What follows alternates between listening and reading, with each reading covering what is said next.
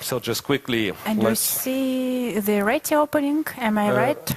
Well, it started as the ready opening with knight f3, d5, g3, but Dubov went for, well, quite an annoying setup with second move g6, which doesn't give white that much of a liberty, because if you continue in the fashion of ready opening, that's what happened for another one move. And then if you castle, you might as well end up being worse after e5, because black builds a very strong center and has no worries whatsoever. And if you play d4, guess what? It's a symmetrical Grunfeld, which Peter played a lot with black, which is one of the most drawish lines ever. Pardon me, with all pieces on the board, it's a bit silly to say so, but it's one of the most drawish lines ever.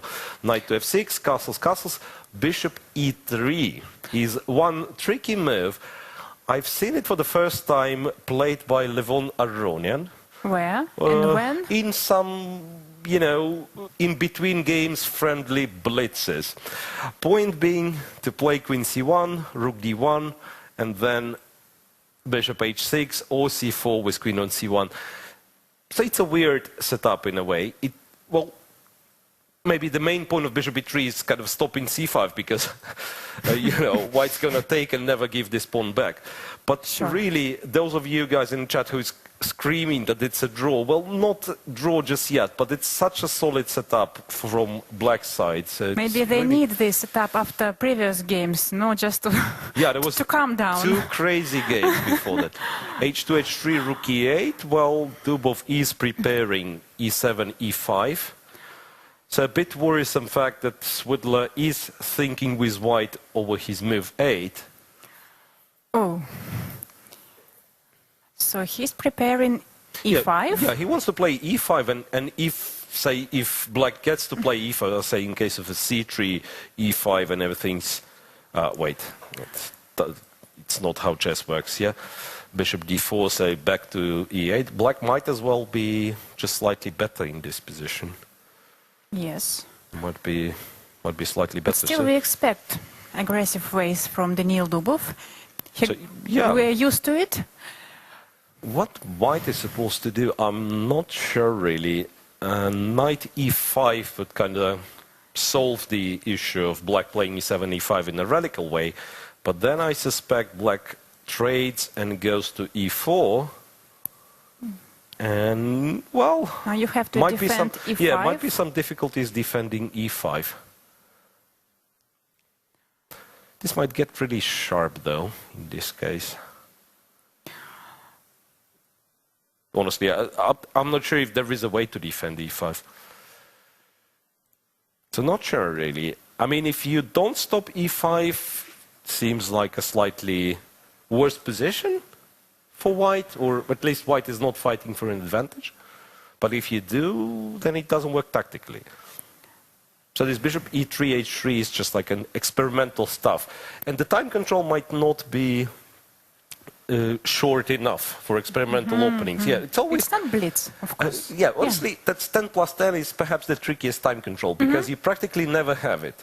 So you do have the rapids, and the rapids are typically played with either 25 plus 10 or 15 plus 10. And you have two very common controls for the blitz. It's 3 plus 2, the one that the World Championship is played with, so 3 minutes plus 2 seconds increment. And there are tournaments where this 5 plus 3, the longer blitz, is played. And 10 plus 10 is something in between. So you can't really allow yourself to think for too long, but at the same time, you know, you can't really do... Okay, so bishop e3 to f4, and then after knight h5, bishop to g5. No, knight f6 was not played. That's nonsense, yeah. Bishop g5, so Dubov is thinking. He is able, it seems, to play e5 if he starts with h7, h6. If he plays h6, we go to h4 or e3 or, h4 or c1. G5. Yes, will be course, caught yes. there. So maybe we just go back to h6. Now we figure out where the bishop's going.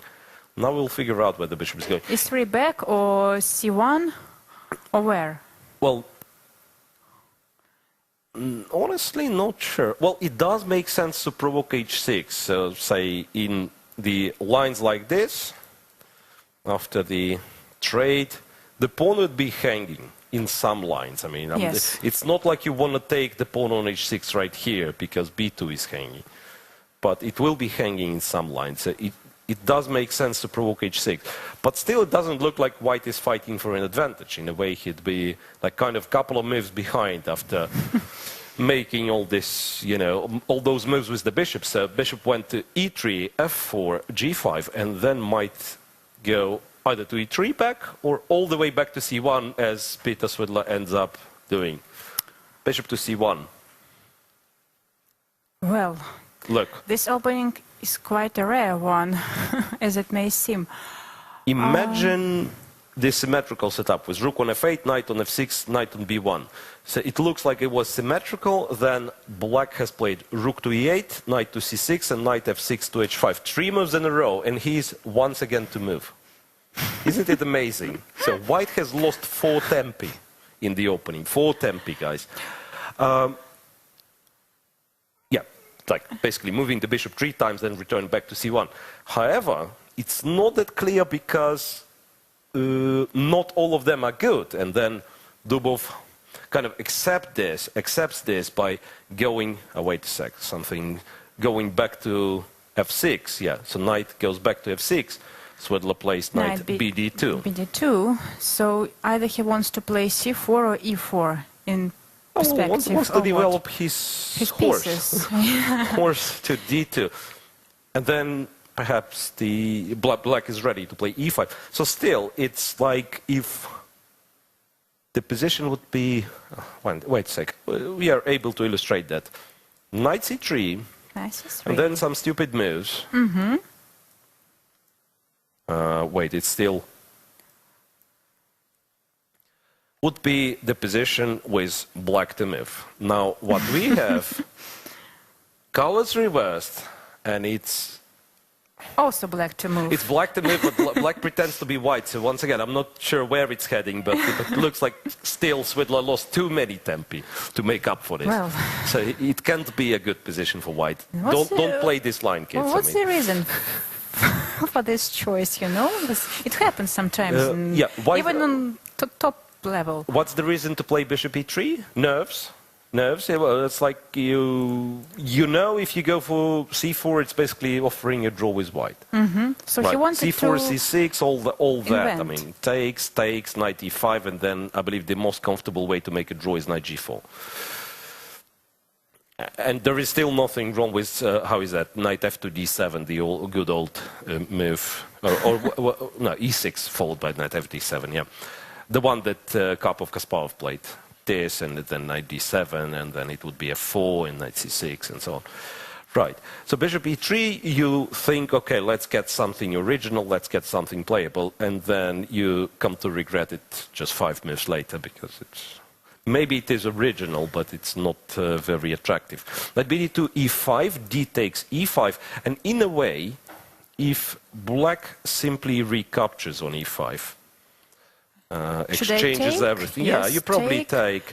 You go knight f3. Yeah, and it would be, in a way, it would be easier for Svidler to play because it is a Grunfeld setup on the board after all. So he's. But well, still, not he has really. to move his bishop again. Yeah. So what Dubov ends up doing is he's playing knight e4 knight first. E4. Knight e4 sharper, first. of course. So you probably don't want to take. You probably don't want to take because the knight will find it really awkward to move. In case of knight d2, black of course plays e3, destroying the structure. Right. And then some positions like that, they are so ugly. No, it's not very good. So you have to play knight b3 here, or what? So after knight e4, yeah, you might end up playing knight b3, or you might say, I'm planning to wait. Yes, so I'm waiting for you to take on e5. So that I can... Take? Now I'm probably swapping. Okay, let's imagine I want to make a draw. I'm swapping here. If black takes, I'm taking on e5. And I'm fine, it seems, right? Yes. Because if black takes with the bishop, then after a queen swap, white even gets to win the pawn on h6. Yes. If black... wait a sec, how is that? Yeah, if black first trades the queens himself, then once again, the h6 pawn is hanging. So yes, you cannot take with the rook. So c3 actually makes sense. Peter takes another twist on this idea, going c4. c4. When knight d2 was played pretty quickly, now he seemingly can capture back with the knight. With the queen, maybe? Queen takes. Is it possible? Queen takes is possible, but then what do we do? Yeah, after that one. Do we get the c4 pawn back? Queen c2? Or what? Queen c2. No, it looks ugly. It's like, at the very least, black takes on e5 and does okay. And maybe he'll be able to play even a as crazy-looking move as b5 is. And then, you know, there'll be bishop f5 with the tempo, some knight b4s. So this looks dangerous. So I would probably consider taking this one with the knight, so at least the c4 pawn is protected. Yes. But now I realize that... no, queen takes. Okay, we'll find out. Queen now takes. I realize that the problem with knight d2 was d4 move. D4 move, because now if you just let black take the pawn back, like the pawn on e5, black is just better. If you play f4, black might be seriously better. He's pawn down, but, you know, f6, let's say this and... This a3 square looks dangerous. Looks really dangerous. So queen d2 played, queen dc4 and queen c3. Not queen c2, but queen c3. I don't know why it makes it... I mean, what makes it different, but queen c3, so possibly he's planning to try to protect the e5 pawn, or it is protected, yeah. In case of bishop e6, for instance, it is. Black is no longer threatening to capture and in these lines, as you showed, b5, a4, there is no bishop f5 in this position. So after b5, you probably play a4. Right, there is no knight b4 with the tempo, there is no bishop f5. But maybe there is knight takes e5. I can capture, you and in case of queen knight f3 check and discover the attack on the queen, there is queen f3. Yeah, white is very happy in this case. So to queen c3, b5 perhaps is too much, so bishop e6 or a capture on e5. Bishop e6. Yes. Bishop e6. Bishop e6. Now. So are we going to move this bishop again? Well, sooner or later. Yeah. Maybe that's the moment to do it. Bishop f4 or bishop f4, bishop e3 again. You know, knowing what Daniel Dubov's favorite move is, which is g6, g5. Immediately. Yeah. You might as well consider going h4 first after bishop e6.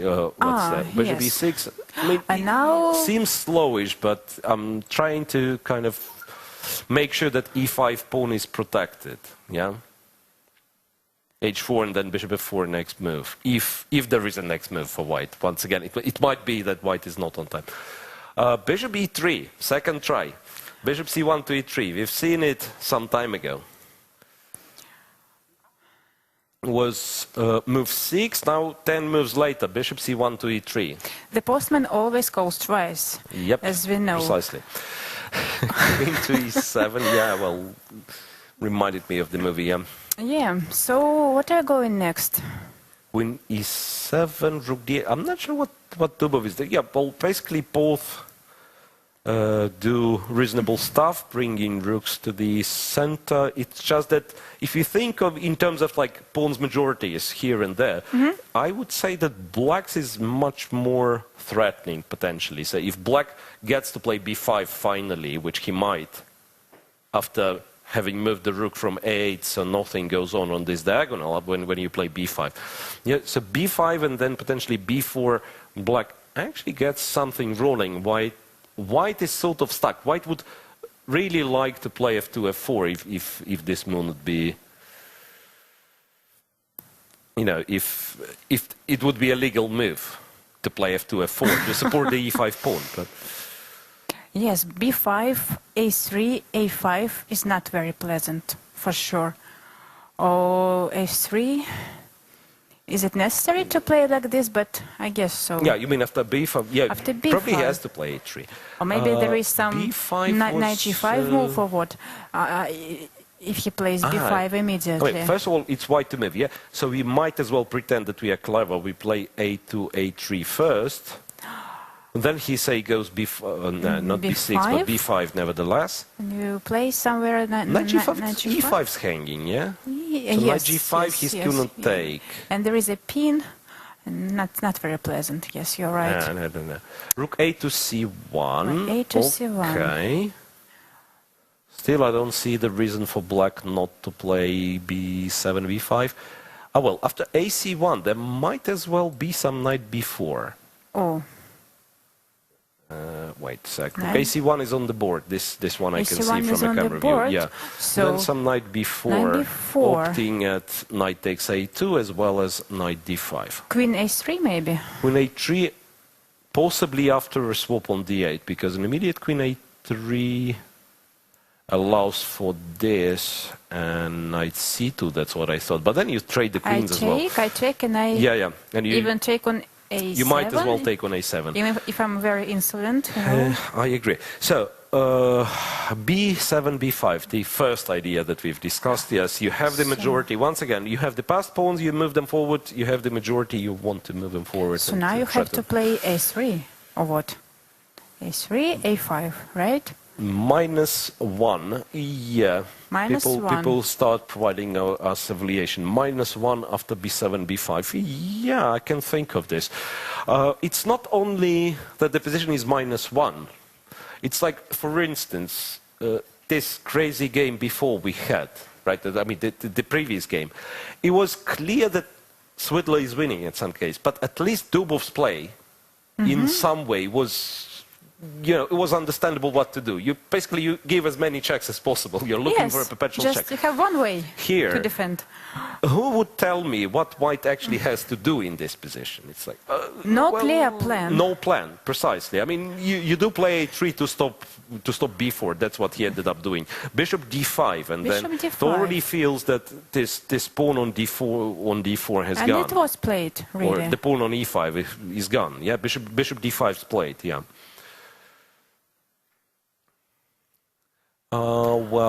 Has played something, Queen to C2. Queen C2. Now, at the very least, black can capture and take on E5. Or take on E5 at once. Here you can take on A7. A7, yeah. So we prefer this. Yes. And take on E5 with the knight, yeah? He can still take on A7 and probably will. To take with queen, no? Oh, no, sorry. The knight is hanging, yes. Yeah.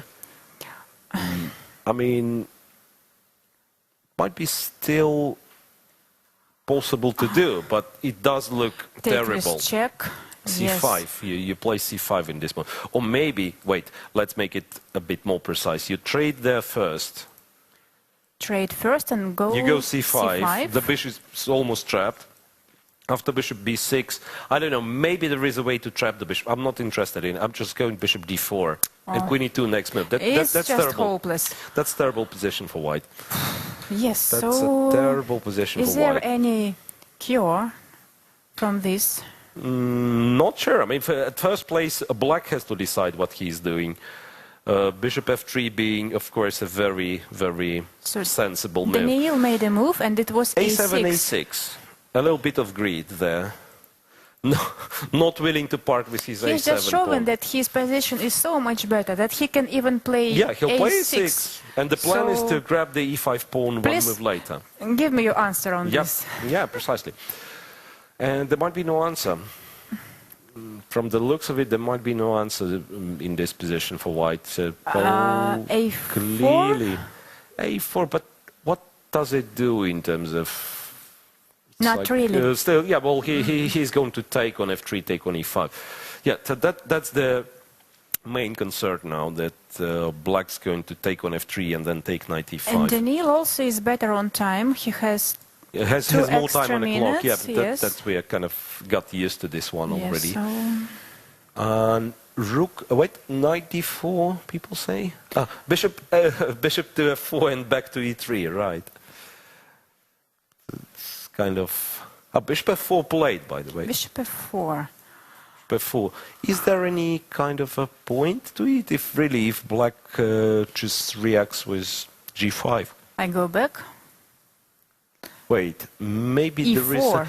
there is a trick. Knight takes g5 and then bishop d5. So wait.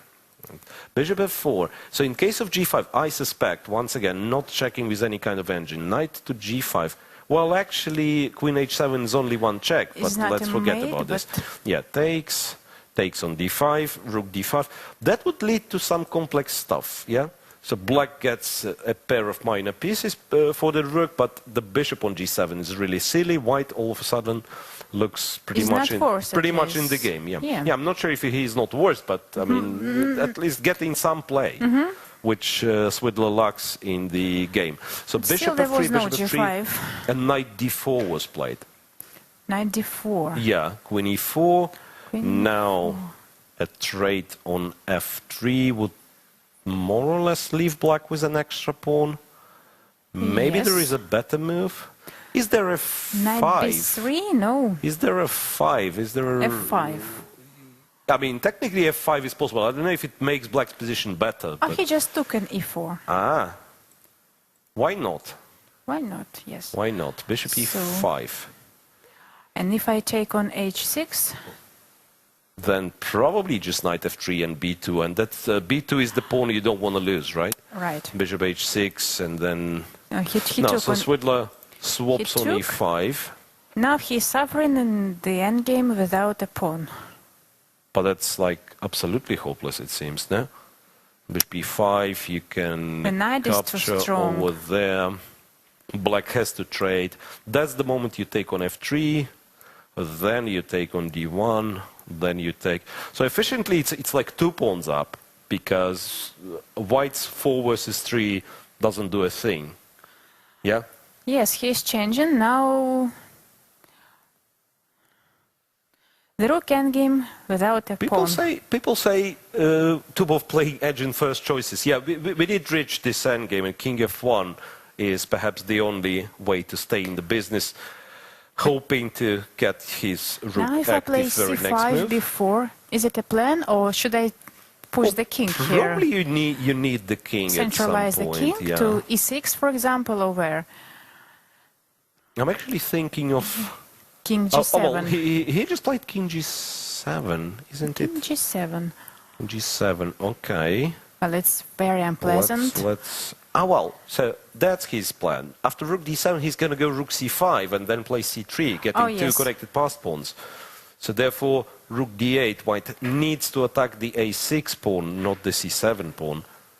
Because now at least white is on time, right? Rook a6, rook a8, and in case of c3, white at least has the chance to swap and take on a6, which might still be like not ideal, but at least white stays in the game. And if you play... He's not forced, of course. Dubov's not forced to play rook c5, and I believe he already did something else. A5. A5. Well, that's painful, because now he's about to just a second. Rook is on d8. This software today. You're playing a5. A5. And there is no rook a8. The idea is to put this one here, then the rook on c5, then still go c3. So it's like all the pawns would be protecting. A suffocating maneuvering. No, that's really, really... and if I... okay. That's one of those positions where it's really hard to which are really hard to misplay. So f4...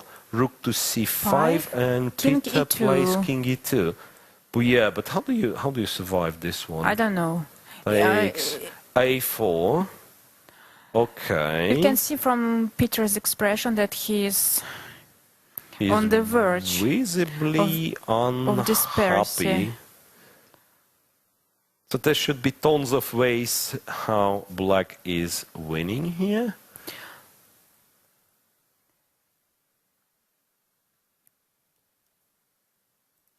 Okay, one of the seemingly practical choices would be to go c6.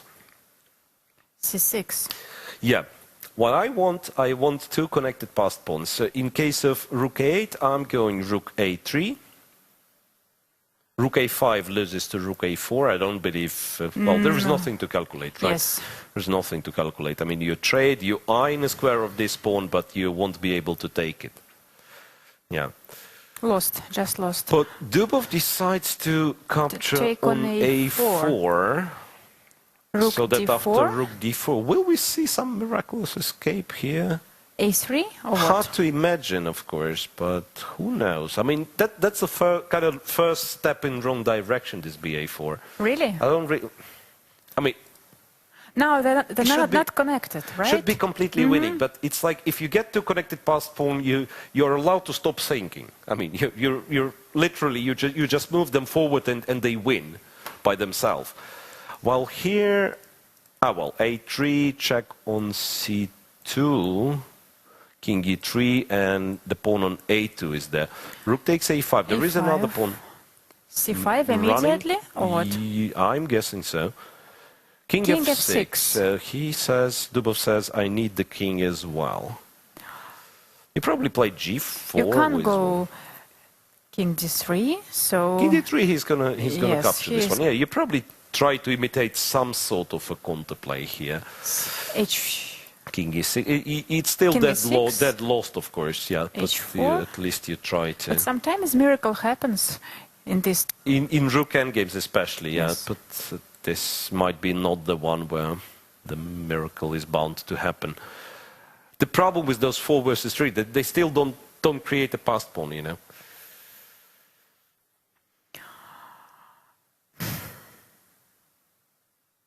So not much to do for Svidler, it seems, and then he'll be in this situation, in a must-win situation with black.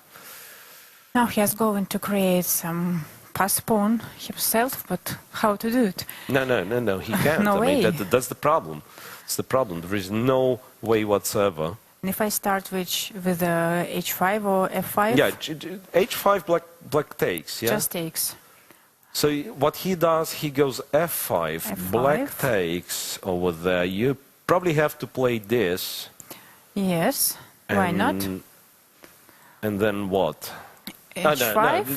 He decided he had enough. Yes, he decided he had enough. So f5, Svidler loses. gf5, and Peter Svidler has a lost game 1 with 10+10, which makes it very, very hard for him to come back.